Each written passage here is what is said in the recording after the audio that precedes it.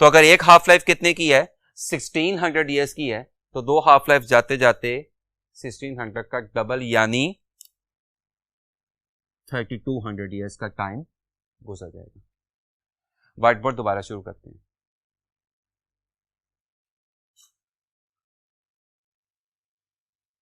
कुछ एमसीक्यूज को देखने का सिलसिला जारी रखते हैं। इस सिलसिले में नेक्स्ट एमसीक्यू जो मैंने यहाँ पे लिखा है प्लीज देखिएगा। Half life of a certain element is 7 days at STP, और एसटीपी का मतलब क्या होता है, standard temperature and pressure. If temperature is doubled and pressure is reduced to half, then the half life of the same element will be. मैंने आपके साथ lecture में अभी कुछ देर पहले डिस्कस किया है कि हाफ लाइफ किस बात पे डिपेंड करती है, एलिमेंट की नेचर पे। ये किसी एक्सटर्नल पैरामीटर पे डिपेंड नहीं करती, यानी ये सराउंडिंग के टेम्परेचर, प्रेशर, ह्यूमिडिटी, डेंसिटी, किसी चीज पे डिपेंड नहीं करती है। सिर्फ किस पे डिपेंड करती है कि एलिमेंट क्या है और उसकी नेचर क्या है, कौन सा रेडियो एक्टिव एलिमेंट है। तो अगर आपके पास रेडियो एक्टिव एलिमेंट की हाफ लाइफ कितनी है, 7 days है, तो सराउंडिंग का टेम्परेचर, प्रेशर, इवन उसका अपना टेम्परेचर, प्रेशर, हालत चेंज करने से याद रखिएगा उसकी हाफ लाइफ पे कोई फर्क नहीं पड़ेगा। बेटा आपके इस एमसीक्यू का आंसर क्या होगा, 4D यानी 7 days। नेक्स्ट एमसीक्यू प्लीज देखिएगा। The uranium 92-238 nucleus undergoes successive decays emitting alpha particle, beta particle and gamma ray। पहले क्या निकल रहा है, अल्फा, फिर क्या निकल रहा है, बीटा, फिर क्या निकल रहा है, gamma. What is atomic number and atomic mass, यानी Z निकालना है और A निकालना है ऑफ रिजल्टेंट न्यूक्लियस। इसमें अब आपको न्यूक्लियर ट्रांसपोर्टेशन के बेसिक रूल याद होने चाहिए कि अल्फा पार्टिकल के निकलने से एटॉमिक नंबर में 2 की कमी आती है और मास नंबर में 4 की कमी आती है। बीटा पार्टिकल के निकलने से मास नंबर में कोई चेंज नहीं होता और एटॉमिक नंबर में 1 का इजाफा होता है। बच्चा यहाँ पे सवाल करता है कि सर हमें कैसे पता चलेगा बीटा पार्टिकल है कि एंटी बीटा पार्टिकल है। तो याद रखिएगा, अव्वल तो इस बीटा के ऊपर कोई बाल नहीं लगा हुआ, तो ये एंटी बीटा पार्टिकल नहीं है, बीटा पार्टिकल ही है, यानी इलेक्ट्रॉन है, पॉजिट्रॉन नहीं है। और दूसरी बात, जब भी सिर्फ बीटा पार्टिकल का वर्ड यूज होगा तो उससे मतलब इलेक्ट्रॉन ही लिया जाएगा, नेगेटिव वाला ही बीटा पार्टिकल लिया जाएगा। जब उसे एंटी बीटा पार्टिकल या पॉजिट्रॉन की तरफ इशारा करना होगा तो वो या तो बीटा से पहले एंटी बीटा लिखेगा सवाल में, या बीटा के ऊपर बार लाजमन लिखा जाएगा। तो याद रखिएगा, यहां पे बीटा का मतलब इलेक्ट्रॉन वाला बीटा है। तो बीटा पार्टिकल के निकलने से मास नंबर में कोई चेंज नहीं आती और एटॉमिक नंबर में 1 का इजाफा हो जाता है। और गैमा तो बेसिकली न्यूक्लियर डी एक्साइटेशन है कि जिससे मास नंबर या चार्ज नंबर चेंज नहीं होता। प्लीज ध्यान से देखिएगा, आपके पास इनिशियल चार्ज नंबर क्या था, 92, और मास नंबर क्या था, 238। सबसे पहले क्या निकला, अल्फा। तो अल्फा के निकलने से एटॉमिक नंबर में 2 की कमी आ जाएगी और 92 किस में चेंज हो जाएगा, 90 में, ज़हन में रखिएगा। फिर क्या निकला, बीटा। तो बीटा के निकलने से एटॉमिक नंबर में 1 का इजाफा हो जाएगा और वो 90 से कहां पे चला जाएगा, 91। और गैमा के निकलने से 91 पे कोई फर्क नहीं पड़ेगा। तो जरा 91 तलाश करें तो 91 एक ही ऑप्शन में मौजूद है। मैथ्स नंबर को चेक करके अपना टाइम ज़ाया करने की जरूरत नहीं है। आपके इस एमसीक्यू का आंसर क्या होगा, डेल्टा। लेकिन चूंकि यहां पे हम सीखने के पॉइंट ऑफ व्यू से डिस्कशन कर रहे हैं तो मैथ्स नंबर का भी एनालिसिस कर लेते हैं। इनिशियल मैथ्स नंबर कितना था, 238। अल्फा के निकलने से मैथ्स नंबर में 4 की कमी आ गई और 238 कहां पे आ जाएगा, 234 पे। और आपको पता है बीटा और गैमा के निकलने से मैथ्स नंबर तब्दील या चेंज नहीं होता, तो 234 ही रहेगा। तो अगेन कंफर्मेशन है कि आपके इस एमसीक्यू का आंसर डेल्टा के अलावा और कोई ऑप्शन नहीं हो सकती। नेक्स्ट एमसीक्यू प्लीज देखते हैं। Number of atoms decayed in 4 half lives are. किसी रेडियो एक्टिव एलिमेंट की 4 हाफ लाइफ चले जाने के बाद कितने नंबर ऑफ एटम्स डिके हो जाते हैं। मैंने आपको डिकेड का फॉर्मूला बताया था, n0 minus n0 over 2 raise to power n। ये n0 क्या है, इनिशियल एलिमेंट की तादाद, n0 क्या है, इनिशियल एलिमेंट की तादाद, और स्मॉल n क्या है कि कितनी हाफ लाइफ चली गई है, कितनी हाफ लाइफ चली गई है, 4। तो इसका मतलब इसको क्या लिखा जा सकता है, n0 minus n0 over 2 raise to power 4। Now 2 raise to power 4 is 16। तो n0 minus n0 by 16 is of course 15 n0 by 16। आपके इस एमसीक्यू का आंसर क्या होगा, डेल्टा। इसको जुबानी करने का भी तरीका है, ध्यान से देखिएगा। पहली हाफ लाइफ के बाद कितने रह जाएगा, 1/2। दूसरी हाफ लाइफ के बाद कितना रह जाएगा, 1/2 का हाफ यानी 1/4। तीसरी हाफ लाइफ के बाद कितना रह जाएगा 1/4 का हाफ यानी 1/8। चौथी हाफ लाइफ के बाद कितना रह जाएगा 1/8 का हाफ यानी 1/16। तो अगर 4 हाफ लाइफ के बाद अनडिकेड यानी रह कितने गए हैं 1/16, तो डिकेड यानी चले कितने जाएंगे 15/16, और एक ही ऑप्शन आपको दिखाई दे रही है। नेक्स्ट एमसीक्यू प्लीज देखिएगा, half life of an element is 10 second. Half life of an element is 10 second, it's mean life is. अभी मैंने आपके साथ फॉर्मूला डिस्कस किया था, I'm श्योर आपको याद होगा कि half life is 0.693 into T mean. No half life कितनी है आपके पास 10, 0.693 को राउंड ऑफ करके क्या लिखा जा सकता है 0.7, और 0.7 को राउंड ऑफ करके क्या लिखा जा सकता है 7/10। क्या फाइंड करना था इस एमसीक्यू में, हमने मीन लाइफ, तो 7/10 उधर जाके 10 से मल्टीप्लाई हो जाएगा, तो टी मीन क्या आ जाएगा 10 into 10/7, that is 100/7, which is almost 98/7, and 98/7 is 14। तो आपका आंसर 14 के आसपास का आएगा, और अगर मैं गलत नहीं तो 14 के आसपास मुझे सिर्फ एक ही ऑप्शन दिखाई दे रही है, कौन सी वाली, अल्फा 14.4 सेकेंड। अब हम कुछ उन एमसीक्यूज की तरफ आएंगे जो पास्ट पेपर्स में एमडी कैट के सिलसिले में मुख्तलिफ यूनिवर्सिटीज में पूछे गए हुए हैं। इस सिलसिले में सबसे पहला एमसीक्यू, और आप फिर देखें पिछले कई लेक्चर्स में आपने महसूस किया होगा, नोट किया होगा कि बाज दफा एग्जैक्ट बुक के फॉर्मूलाज, बुक की लाइंस या टीचर की बताई हुई चीजें एज इट इज एमसीक्यू में आ जाती हैं, और ये बड़ी आसानी से हासिल होने वाले कीमती नंबर होते हैं। इस हिस्से में पहला एमसीक्यू आप प्लीज देखिएगा, in relation lambda into T half equals 0.693 which quantity is lambda. तो अगर आपने लेक्चर ध्यान से सुना, I'm श्योर आपने सुना होगा, और बुक रीडिंग भी अगर आपने थॉरोली की हो तो आपको पता है लैम्डा क्या होता है, fractional change in number per unit time, that is decay constant के जिसके यूनिट पर सेकंड होते हैं। आपके इस एमसीक्यू का आंसर होगा डेल्टा यानी decay constant. Next MCQ please देखिएगा, calculate the activity of a radioactive strontium having 6.7 into 10⁻21 atoms at T equals 0, decay constant of strontium is 8.3 into 10⁻10 per second. Formula अभी हमने लेक्चर के दौरान discuss किया कि activity बराबर होती है लैम्डा इंटू एन नॉट। इसमें लैम्डा क्या होता है डिके कांस्टेंट, और एन नॉट क्या है इनिशियल रेडियोएक्टिव एलिमेंट्स की तादाद।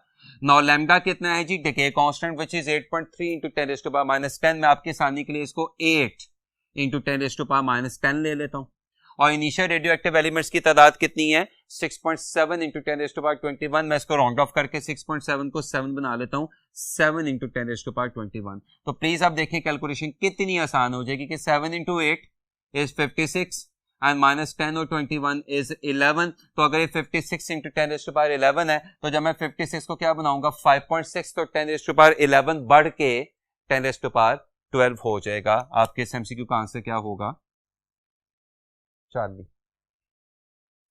नेक्स्ट प्लीज एमसीक्यू देखिएगा, what is the name of energy which is released when an atom is formed from its constituent particles. तो जब न्यूक्लियॉन्स मिलकर न्यूक्लियस या एटम बना रहे होते हैं, तो जो एनर्जी इलेक्ट्रोमैग्नेटिक रेडिएशंस की शक्ल में रिलीज होती है, हमने इस लेक्चर में पढ़ा, वो मैस डिफेक्ट की वजह से रिलीज होने वाली बाइंडिंग एनर्जी होती है। आपके इस आसान से एमसीक्यू का आंसर होगा बाइंडिंग एनर्जी। नेक्स्ट एमसीक्यू देखिएगा, पास्ट पेपर्स के एमसीक्यू देखने का सिलसिला जारी है। Calculate half life of bismuth which has a decay constant of 4.3 into 10⁻3 पर सेकंड। तो आप सबको पता है कि हाफ लाइफ का फॉर्मूला क्या होता है, T half equals 0.693 over lambda. 0.693 को जस्ट लाइक प्रीवियस एमसीक्यू क्या लिखा जा सकता है राउंड ऑफ करके 0.7, और 0.7 क्या होगा 7/10, और लैम्डा कितना था हमारे पास 4.3 into 10⁻3, that is 43/10 into 10⁻3। Again ये 10 और 10 आपस में कैंसिल हो जाएगा, बट मैं कोशिश क्या कर रहा हूं कि राउंडिंग के नॉन जीरो नंबर से आपको आंसर बताने की कोशिश करूं। 7/43 को 7/42 भी लिखा जा सकता है almost, Now 7/42 comes out to be 1/6 and 1/6 is 0.166. I repeat, 1/6 is 0.166. तो आपके आंसर का पहला नॉन जीरो नंबर क्या होगा 1 और दूसरा नॉन जीरो नंबर क्या होगा 6. तो आपका आंसर क्या आ सकता है 0.166 into 10 raised to power something, 1.6 into 10 raised to power something, 16 into 10 raised to power something. मैं 10 raised to power को अभी सॉल्व नहीं कर रहा, मेरा सारा फोकस किसकी तरफ है नॉन जीरो नंबर्स की तरफ. और पहले दो नॉन जीरो नंबर कौन है 1 and 6. और अगर मैं गलत नहीं तो मुझे ऐसी एक ही ऑप्शन दिखाई दे रही है जिसमें पहले दो नॉन जीरो नंबर 1 and 6 दिखाई दे रहे हैं. आपके इस पर्टिकुलर एमसीक्यू का आंसर होगा beta 1.6 into 10 raised to power -4 second. Next please MCQ देखिएगा. Complete the radioactive equation Z into Y plus gamma. तो आप सबको पता है कि गैमा का चार्ज नंबर क्या होता है 0, गैमा पे मास नंबर क्या होता है 0. यानी गैमा निकलने से रेडियो एक्टिव न्यूक्लियाई के या डॉटर न्यूक्लियाई के किसी किस्म के मास या चार्ज नंबर में कोई चेंज नहीं आता है. इनफैक्ट डॉटर न्यूक्लियाई बनेगा नहीं, पेरेंट न्यूक्लियाई अपनी शक्ल मेंटेन रखेगा. लिहाजा अगर ये गैमा क्या है चार्जलेस एंड मासलेस, तो इसका मतलब डॉटर न्यूक्लियाई सिर्फ आपको समझाने के लिए और पेरेंट न्यूक्लियाई इनके एटॉमिक और मास नंबर बिल्कुल क्या होंगे सेम होंगे. तो अगर Y का एटॉमिक नंबर क्या था B और मास नंबर क्या था A, तो Z का भी एटॉमिक नंबर क्या होगा B और मास नंबर क्या होगा A. आपके आसान से एमसीक्यू का आंसर है डेल्टा. नेक्स्ट प्लीज एमसीक्यू देखिएगा. The quantity of uranium is 400 grams after third half life. How much uranium will be left. Initial amount कितनी थी 400 grams. So first half life के बाद कितनी रह जाएगी 200 grams. Remember the time in which half of the radioactive elements are gone or half of the radioactive elements are left in the given sample. So first half life के बाद 400 से कहां पे आ गया 200, second half life के बाद 200 से कहां पे आ गया 100 और थर्ड हाफ लाइफ के बाद 100 से कहां पे आ जाएगा 50 पे आ जाएगा. आपके इस एमसीक्यू का आंसर क्या होगा अल्फा. नेक्स्ट एमसीक्यू प्लीज देखिएगा. Mass of one radium atom is decreased by 8.6 into 10 raised to power -30 kilogram. ये मास डिफेक्ट की तरफ इशारा है. This mass defect is equivalent to energy of. तो हमें इस मास डिफेक्ट को किस में चेंज करना है एनर्जी में चेंज करना है. उसके लिए तरीकाकार क्या होगा delta E equals delta mc². Now what is delta m 8.6 into 10 raised to power -30. What is C 3 into 10 raised to power 8. तो what is C square 9 into 10 raised to power 16. Please sir ध्यान से देखिएगा. अब अगर मैंने इस मास को किस में इस एनर्जी को किस में चेंज करना हो इलेक्ट्रॉन वोल्ट में चेंज करना हो तो मैं क्या करूंगा 1.6 into 10 raised to power -19 से डिवाइड करूंगा. और अगर मैंने इसको MeV यानी मेगा इलेक्ट्रॉन वोल्ट में चेंज करना हो तो 10 raised to power 6 से मुझे क्या करना पड़ेगा डिवाइड करना पड़ेगा. और प्लीज सर ध्यान से देखिएगा 8.6 और 1.6 यानी 86/16. Now 86/16 is close to 5. Remember 16 to 5 is 80. तो 86/16 is close to 5. तो 5 के करीब आपको कौन सा आंसर दिखाई दे रहा है या तो अल्फा या डेल्टा. तो यहाँ पे 10 के पास को थोड़ा सा देखना पड़ेगा. तो ये 8.6 और 1.6 ने मुझे ऑलमोस्ट क्या दे दिया 5. Now please this 9 is close to 10. तो 10 और 10 raised to power 16 is 10 raised to power 17 and 10 raised to power 17 -30 क्या बन जाएगा 10 raised to power -13 और 10 raised to power -19 और 10 raised to power 6 भी क्या बन जाएगा 10 raised to power -13 और 10 raised to power -13 और 10 raised to power -13 कैंसिल होगा. तो आपका आंसर क्या आएगा 5 MeV के आसपास. और 5 MeV के आसपास आपको कौन सा ऑप्शन दिखाई दे रहा है ऑफ कोर्स अल्फा यानी 4.84 MeV. तो वहां पर चूंकि कैलकुलेटर अलाउ नहीं होगा तो ये एक तरीका हो सकता है इन कॉम्प्लेक्स कैलकुलेशंस को सॉल्व करने का जो होपफुली आपको समझ आ गया होगा. बात को वाइंड अप करने की तरफ हम जा रहे हैं आहिस्ता आहिस्ता. वेवलेंथ ऑफ ये तमाम पास्ट पेपर्स के एमसीक्यूज हैं. Wavelength of gamma raises. तो इलेक्ट्रोमैग्नेटिक स्पेक्ट्रम में गामा सबसे लास्ट पे लाई करता है जिसकी एनर्जी सबसे ज्यादा होती है. लेकिन आपको पता है एनर्जी वेवलेंथ के इनवर्सली प्रोपोर्शनल है E इक्वल्स hc/λ. तो जिसकी एनर्जी ज्यादा होगी उसकी वेवलेंथ कम होगी। कंपैरेटिव एनालिसिस किसके साथ करना है, एक्सरेस के साथ। मुझे चारों ऑप्शंस में एक्सरे लिखा दिखाई दे रहा है, तो याद रखिएगा एक्सरे की वेवलेंथ ज्यादा होती है, एनर्जी कम होती है, जबकि गामा रे की एनर्जी ज्यादा होती है, वेवलेंथ कम होती है। सवाल किसका है, एनर्जी का कि वेवलेंथ का? ऑफ कोर्स वेवलेंथ का। तो गामा रे की वेवलेंथ एक्सरे से शॉर्टर होगी। आपके इस एमसीक्यू का आंसर क्या होगा, चार्ली। वैसे भी कॉमन सेंस है, बीटा और डेल्टा एक ही बात है। अब बच जाता है अल्फा और चार्ली, तो गामा रे और एक्स रे एनर्जी वाइज और वेवलेंथ वाइज डिफरेंट ही होंगे, इसलिए अल्फा भी नहीं हो सकता। तो अगर आपने गैस भी करना है तो चार्ली के अलावा कोई गैस यहाँ पे बनता दिखाई नहीं दे रहा। नेक्स्ट एमसीक्यू प्लीज देखिएगा। Thorium is transformed after emission of beta particle into. Now अगर थोरियम लिखूं मैं तो क्या बनेगा, 9234। ये थोरियम अपने में से क्या निकाल रहा है, बीटा पार्टिकल। अगेन बीटा के ऊपर कोई बार नहीं है और बीटा से पहले एंटी नहीं लिखा हुआ, तो इट इज वेल अंडरस्टूड कि ये इलेक्ट्रॉन वाला बीटा है। और इलेक्ट्रॉन वाले बीटा के निकलने से मास नंबर में तो कोई चेंज नहीं आती, हाँ अलबत्ता एटॉमिक नंबर में एक का क्या हो जाता है, इजाफा हो जाता है। This is protactinium. I repeat, this is protactinium. आपके इस एमसीक्यू का आंसर क्या होगा, बीटा। और आज के लिए स्टूडेंट्स लास्ट क्वेश्चन प्लीज देखिएगा। Emission of beta rays from a radioactive element results into again, क्या यूज हुआ है, बीटा। तो ये कौन सा वाला बीटा होगा, इलेक्ट्रॉन यानी नेगेटिव चार्ज वाला बीटा। तो जब भी बीटा रेस निकलती हैं तो आपको पता है मास नंबर में कोई चेंज नहीं आती, अलबत्ता एटॉमिक नंबर में एक का इजाफा हो जाता है। तो बीटा रेस के निकलने से एटॉमिक नंबर यानी चार्ज नंबर एक बढ़ जाएगा। आपके इस एमसीक्यू का आंसर क्या होगा, अल्फा इंक्रीजेस या increase of charge number by 1, beta decrease of mass number by 1 गलत है, बीटा के निकलने से मास नंबर में कोई चेंज नहीं आती। Charlie no change in charge number, ये भी गलत है क्योंकि बीटा के निकलने से चार्ज नंबर चेंज होता है। और delta decrease by charge number by 1, ये सही होता अगर एमसीक्यू बीटा का ना होता, एंटी बीटा का होता। यानी अगर इस एमसीक्यू में एंटी बीटा पार्टिकल का पूछा जाए तो फिर इस एमसीक्यू का आंसर क्या होगा, डेल्टा।